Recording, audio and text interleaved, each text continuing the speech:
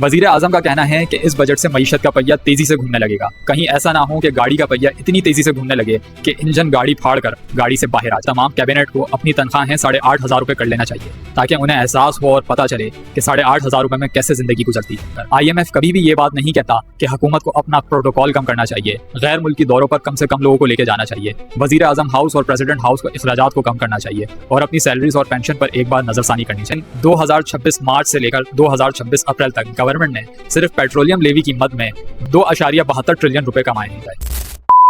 Pakistani budget की मिसाल ऐसी है कि आपसे एक खून की बोतल ली जाए और बदले में आपको एक जूस का डब्बा दे दिया जाए, लेकिन यहाँ तो शायद पूरे जिस्म का ही खून चूस लिया गया है। 8,500 रुपए कमाने वाला शख्स अब गरीब नहीं रहा। क्या गवर्नमेंट ने कभी कोई सर्वे किया है कि 8,500 में आता क्या है?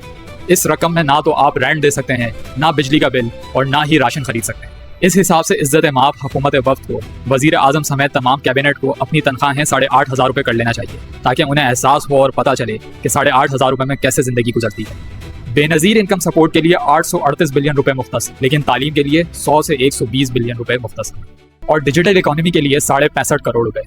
यानी गरीब के अंदर किसी किस्म की कोई सलाहियत नहीं आनी चाहिए, उसे किसी किस्म के तरक्की के मौके भी नहीं देने चाहिए, उसकी सिर्फ डिग्निटी सेल्फ रिस्पेक्ट को हर्ट करना चाहिए और उसके अंदर किसी किस्म का शऊर पैदा ना होना चाहिए।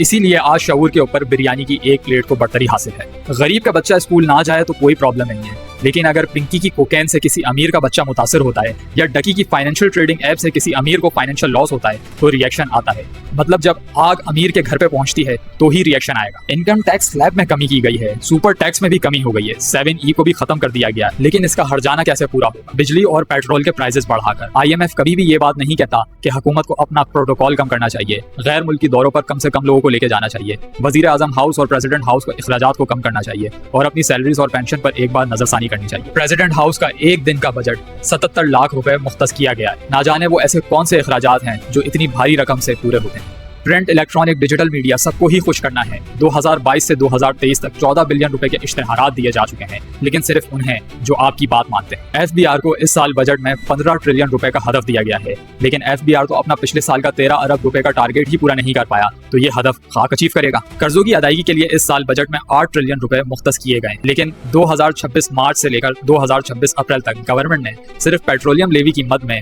2.72 ट्रिलियन रुपए कमाए हैं और IMF का कर्जा अगर पाकिस्तानी करेंसी में कन्वर्ट किया जाए तो 2.34 ट्रिलियन रुपए बनता है। तो फिर ये पैसा कहाँ जा रहा है? वजीर आजम का कहना है कि इस बजट से मईशत का पहिया तेजी से घूमने लगेगा। कहीं ऐसा ना हो कि गाड़ी का पहिया इतनी तेजी से घूमने लगे कि इंजन गाड़ी फाड़ कर गाड़ी से बाहर आ जाए।